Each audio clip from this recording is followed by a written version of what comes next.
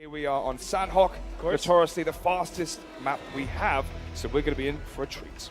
And now looking at this map and looking how this playing trajectory is, like I said previously, look, Sandhawk, depending, unless that playing trajectory is super aggressively on one side, which it isn't in this case, the team can generally get to where they want to. We will see Trust the Process heading to boot camp as per usual, Elementrix heading towards Ruins, and of course Nepali Honey heading down towards the docks before this phase on circuit.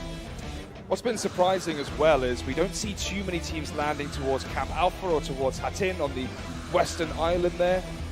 Obviously it can make it quite difficult and monotonous to try and cross the bridges there if we see teams like Elementrix or Megastars controlling those vantage points. And I do think we're at a point, especially in Sandhawk, because it is a smaller map, but even in general, we are getting to the point where all of these teams know where each other are landing. So we are getting a bit of the dust is settling, so to speak. So now they get to focus on their own gameplay, their own rotations, and their own movements throughout this map. But like I said with Sandhawk, because third partying is such a strong element of the game and such a strong element of the map, it can make it harder. And out of the picture, Entity Gaming, they are out 14.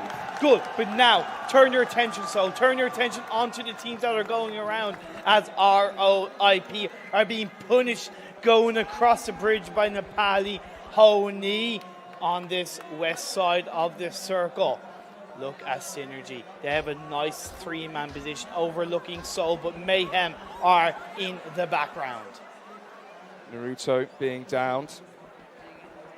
We are at 47 players alive now, 13 teams, and actually lots of the favourites going out early. Yeah, losing a couple of favourites early on.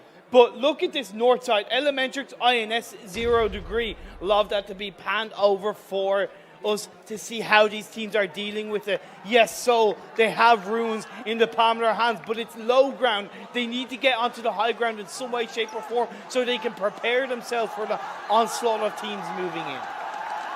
The crowd is cheering. It's going to be interesting to see why that is. Maybe they've just seen Mortal move a muscle. Either way, though, as you mentioned, it's going to be a cluster here towards the river. RIP official actually going to be mounting the bridge. That's going to be their final destination. Yep.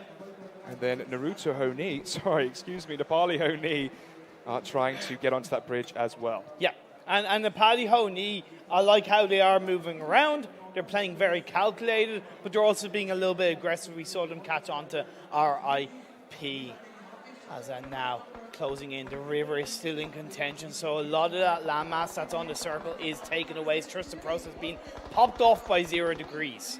IND as well, coming back into this one, and 0 degree. However, it does go 1-for-1, and Mr. Hyozo takes down Hang Sing. RIP official lose 10 pace, so Synerge are winning that battle for the bridge. Just for now, we have lost Trust the Process, if I'm not mistaken. Yes. They go down in 13th place, 12 teams left standing. Elementrix holding on by the skin of their teeth. A 0 degree everywhere they move, everywhere where they rotate. They look so dangerous.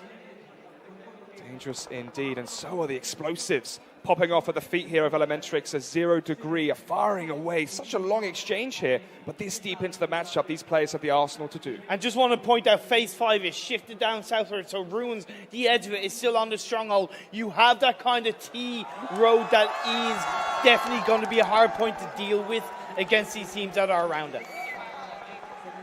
40 players alive, 22 minutes left, phase 5, and look how many teams have 4 players alive. This is going to be a crescendo here in game 8, as players are going down left, right, and centre. We've lost 7 players in just 2 minutes here on Sandhawk. Yeah, and that's the thing, even though there's 40 players, there's only 12 teams left, so we have actually lost a few teams. That is correctly what you said. Mayhem now, Nepali Honey, coming together as Mr. Hyozo, just rotating in, having to go across the water. Oh, across the water, and actually it should be spotted instead, though. Mr. Hyozo is not going to go and pull the trigger. Instead, Crutchgon catches out a few of the players here from Nepali Honey, as Alex is down. As well, Naruto finally killed. Elementrix going to be dying to the play zone there. That's probably why they weren't deciding to shoot those players that they saw in the water. They had to get water off their own backs to try and survive. And another player now from Elementrix going down, and a third as well. Oh my goodness, Elementrix down to 1. You leave it too late to rotate, you're going to be punished by the play zone, especially when it comes to Phase 5 Mayhem. They're holding on, as are Nepali Honi, and I said so, grabbing hold of Runes and just keeping it against every other team. The circle has shifted. It's only down to Synerge who are going to be inside of it. And instead it's Bishma inside of, oh, excuse me, it wasn't. They actually are just dying to the play zone. Oh, so many teams. Yeah, lost RIP, baby, lost RIP. Now, Elementrix, they still have that one player, so he's kept himself alive, putting him into the top 8, but they only have a couple of, but actually no, sorry, they've just gone out to the play zone. Another team bites the dust. INS gone as well, my goodness. However, we have the peripheral vision here, or we had it, excuse me, but INS going out. Team IND are still into it. ETG Brawlers had a strong position as well. And one thing, yeah, you correctly said it, Synerge, they're the only team that really have any kind of point nicely, comfortably inside the circle for now, but that can easily change in Sanhok. Oh, Vampire going to be taking the silver bullets to the dome as the Galactus manages to do more damage. A 0 degree are going to be eliminated in 7th. Mayhem out in 6th as well. That's actually a fairly good finish for them so far in this tournament. And now we are down to 5. ETG Brawlers, Nepali Honi, Synerge, IND, and of course the fan favourite Soul.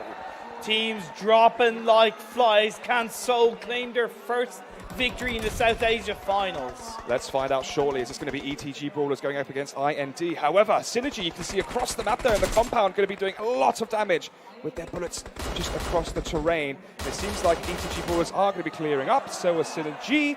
But as I say, that survey goes down. Austin going to have to try and revive him. He has 40 seconds before the zone comes in. Synerge taking out Nepali Honi, and now we come down to 4 teams. IND, Soul, ETG, and of course, Synerge. Trance trying to give covering fire here so they can try and revive Kratos. Daljitski instead going to be the player destined and marked to give that covering fire to give a safety net for his team. And that one player, Synerge, is inside the circle. Schreider up across the road. Yes, he's a little bit out in the open, but he's got a few rocks and trees as protection. But you can't deny how strong IND can look. Austin as well, catching Daljitski, trying to get inside the zone. Trance and Kratos as well are the only ones remaining. But look at the damage, down to just 2 or 3 points of health. And maybe, just maybe, you can spot out the toes as well from Kratos. The grenade goes in. That may even be able to finish off Daljitski. I would like to see Synerge throw out a couple of grenades, but Soul Viper being called out by ETG. IND have joined the party now. It's going to be a third party against Synerge, as 2 of the players are currently down. Schreider is inside the zone. Regaltos as well from Soul is trying to get into this action with the silenced M4. And it seems like ETG Brawlers are confused, trying to work out where on earth are these bullets coming from. Iconic on the trans, the grenade comes out, Regaltos gets knocked out, Mortal and Viper just left standing. I don't think it's even worth getting a revive because the blue zone's closing in. The blue zone's closing in, he said. They're not going to be able to get the revive of Synerge, still having 4 players alive. They're the ones here with the upper hand as they are inside the zone. Well, trying to get inside, as I say, that Servi there, serving up a platter of kills against Mortal and Regaltos. And now Soul just down to Viper. It seems is going to be using the first aid kit inside the zone, hoping that he can try and play this one out. Viper is just going to look to heal up and keep himself alive as Synerge, ETG, and IND go at each other. He's going to make the play, make the call across the road. He hasn't been spotted. He hasn't, but Servi's going to spot him out and take him down. And now we're down to 3. Soul are out in 4th. And let's see that Synerge now is still 4 alive. Only 1 alive for IND, only 1 alive as well for ETG Brawlers. So Synerge going to be the heavy favourites into this one. And the zone comes in 3 seconds. This is another win for Synerge as Dark is about to be shown some light from behind. But he hears the footsteps, goes around for the play. He could go for the sneaky beaky one here as he's just trying to dodge Dark Weave as the zone comes in. Schreider's thinking, what on earth is going on? This is a ring around the roses.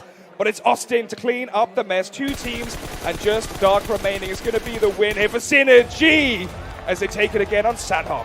Yes, what a great game for Synerge, taking their second chicken dinner of the South Asia Finals, looking pretty confident indeed. They stayed fairly quiet for the majority of that game as well, Alex. But I want to give a huge shout out to 2 teams that looked up to close to what we've seen them previously. That is